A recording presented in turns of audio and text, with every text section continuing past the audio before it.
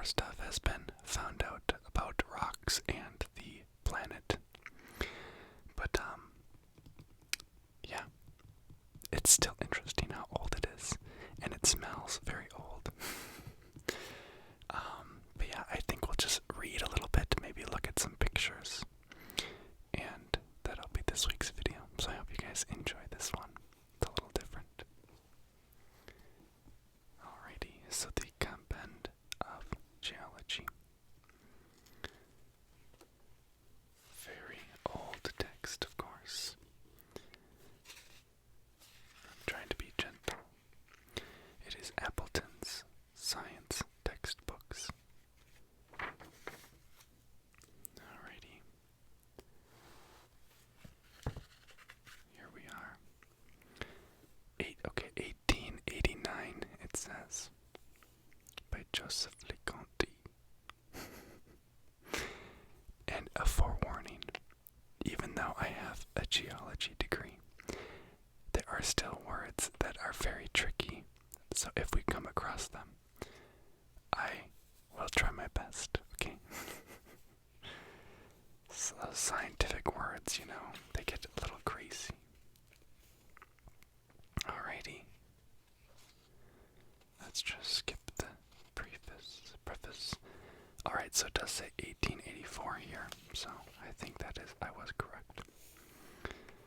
Alrighty, we have some table of contents. Introduction is on page 1. Part 1 is Dynamical Geology. So the first thing we're going to look at is atmospheric agencies on page 4. And then page 11, it goes to aqueous agencies. And then all the way down on 74 is the next part, which is organic agencies. And then finally, on 120, is igneous agencies. And we will not be getting to page 120 in this video. But do let me know if we should do another video like this. We can just continue it. Alrighty, let's go on. Okay, here is an introduction to the text. Okie dokie, geology, period. Introduction. Definition of geology.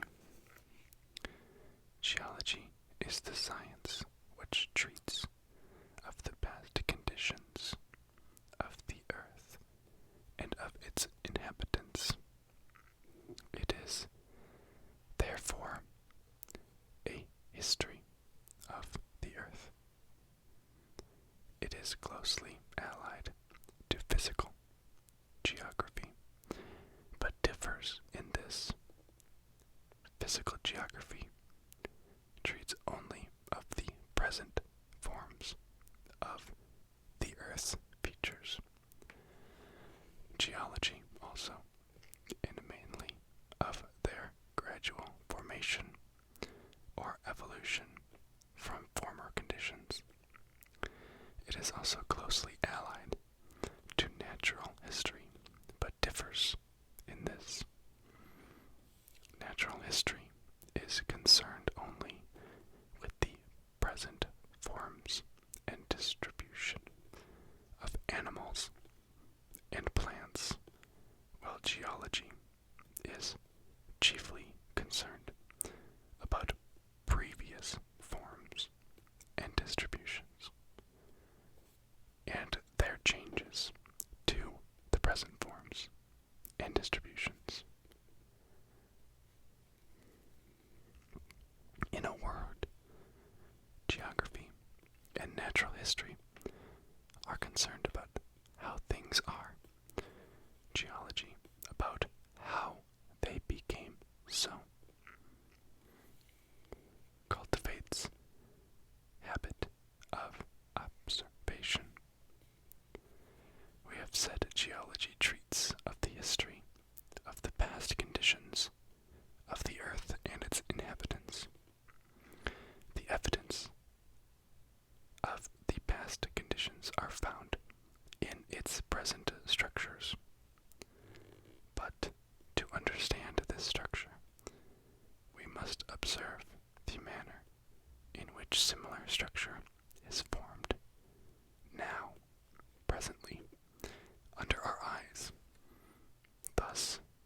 observation of causes now in operation constitutes the only solid foundation of geology.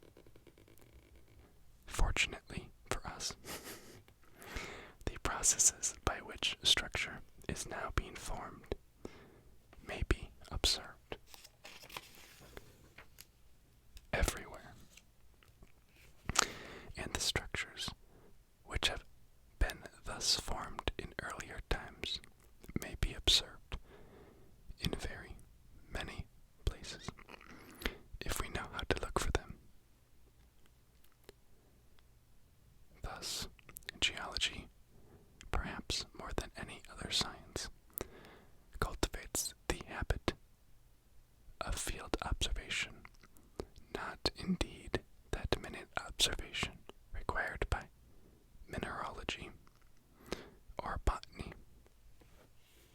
but that wider observation which gives interest to mountain travel, or even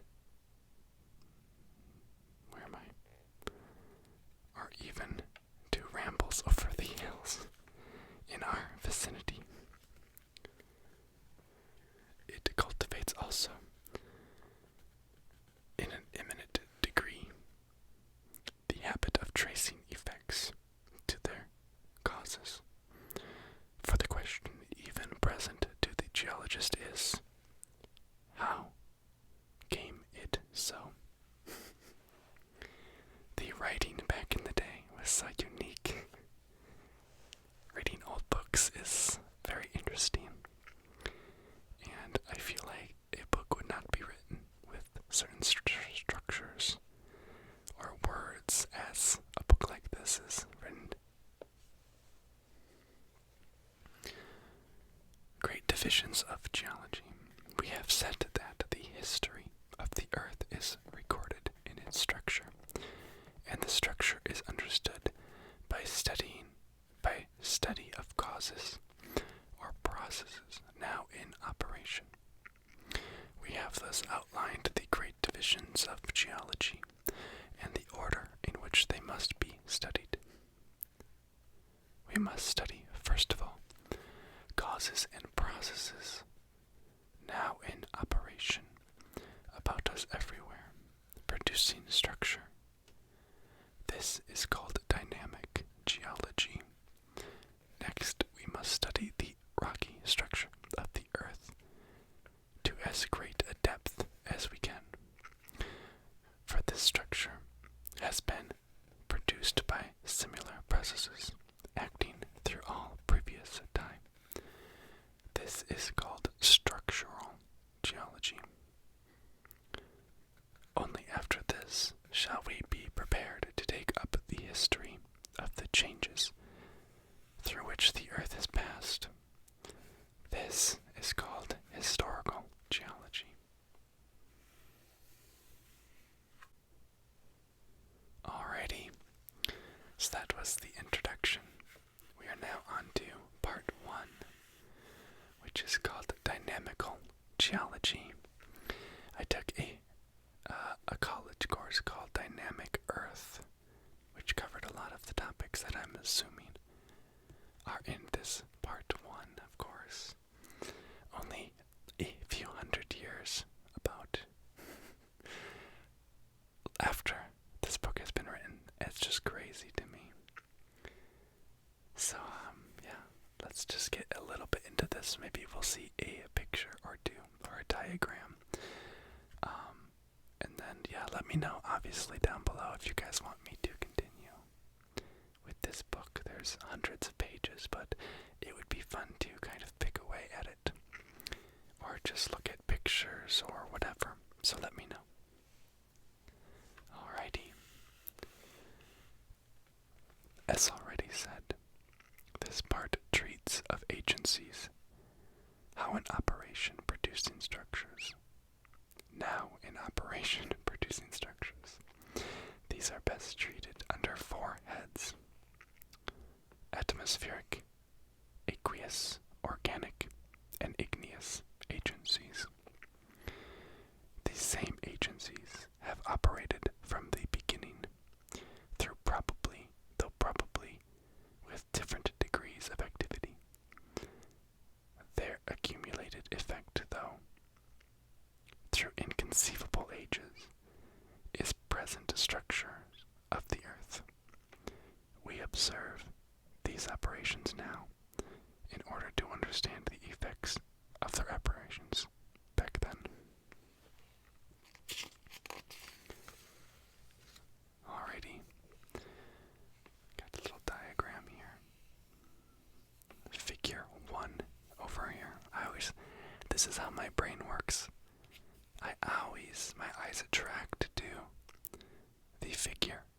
before I even, it's way over here. And it's talked about right over here. And I should start reading over here, but my eyes gravitate to this beautiful piece right here.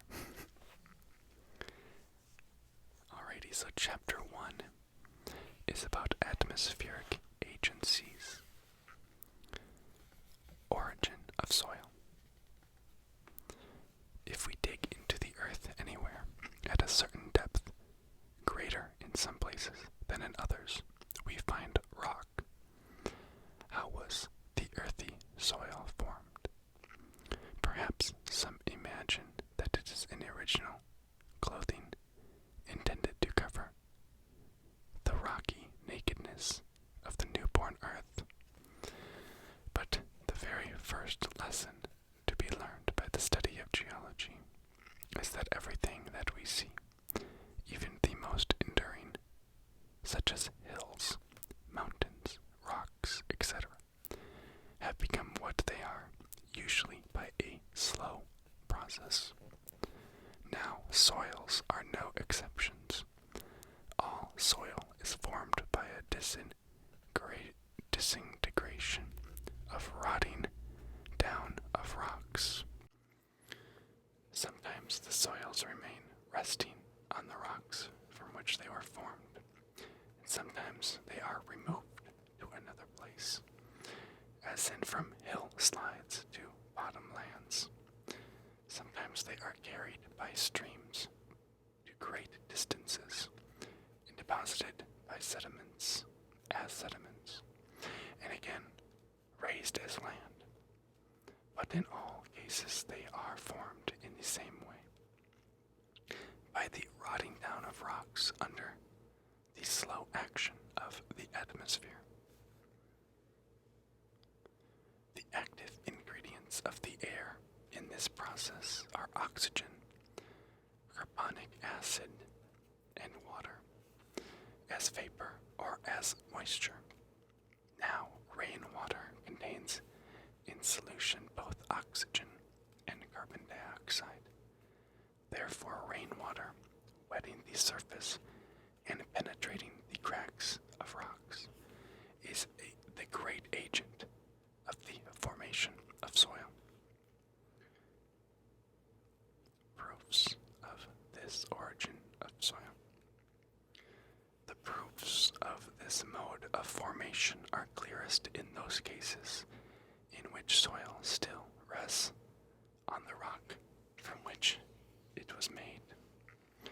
Unfortunately, this is rare in the northern part of our country, where the soil has been nearly everywhere shifted during a period which we will hereafter describe as the drift period. But in the southern part of the U.S., on all the hillsides and mountaintops, the soil has been undisturbed for ages, and the evidence is complete and may be observed by anyone. If, for example, we note carefully the sections made by railroads and well diggings, we will see at the top perfect soil, perhaps red. A little deeper, it becomes lighter colored and coarser grained. Then it begins to look like rotten rock. And finally, by insensible degrees, it passes into sound rock. The evidence is still more complete if, as is often the case, the rock is traversed by a quartz vein. In such a case, we can trace the quartz vein through the sound rock and upward through the rotten rock. The imperfect soil and the perfect soil to the surface, where it may usually be traced over hill and dale as white fragments lying on the surface. The reason is this: quartz is a mineral which will not disintegrate under atmospheric agencies. Therefore, it remains sound. In this case, sound means undestroyed in a way. Well, all of the rest of the rock is changed into soil. Alrighty, so figure 1 here. As we can see, right here is the quartz vein. This will last for a very, very long time. The rain water will not destroy this vein, but all of the other rock around it will slowly get eroded away and broken down by the atmosphere and the rain. So this is a pretty good illustration showing this little outcrop here. Alrighty, and sometimes a rounded mass of rock, which is labeled as E, right above my finger, is seen embedded in the soil. This is only a harder piece of rock. So this could, be more quartz, a big ball of quartz right there. Or it could be, some sort of granite or something like that. Let's see what the book says. It's on the next page, though. Alrighty. So that harder piece of rock, which is resisted disintegration, while the rest is yielded. These are called boulders of disintegration. And it is not always, even in lower latitudes, that we find this gradation between soil and rock. Okay, often perfect soil is found to rest on sound rock, with sharp limit between. In all such cases, there has been shifting of the soil. In northern latitudes, 37 degrees to 40 degrees northward, as already stated, the soil nearly everywhere rests on sound rock, and often the underlying rock, is smooth and polished.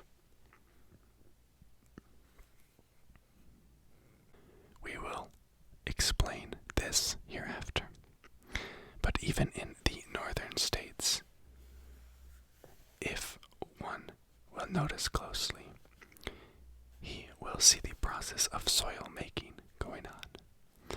Rock fragments, which were once angular, become rounded by rotting of the corners. Cliffs, by their crumbling, gather piles of rock fragments and earth at their bases. The pupil ought to habitually observe these things, as it is on just such observation of simple things that true science rests. Alrighty, so here is a good example. These nice large, let me move it slightly over. These large blocks here are polished. They are untouched by man and by weather and erosion.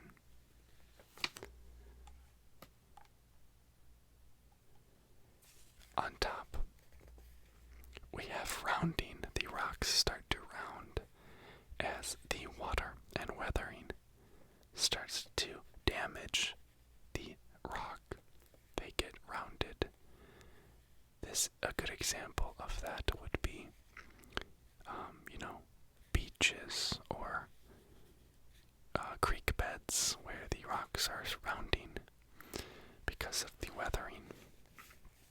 And then over on the side, this would be more like a landslide or rock slide.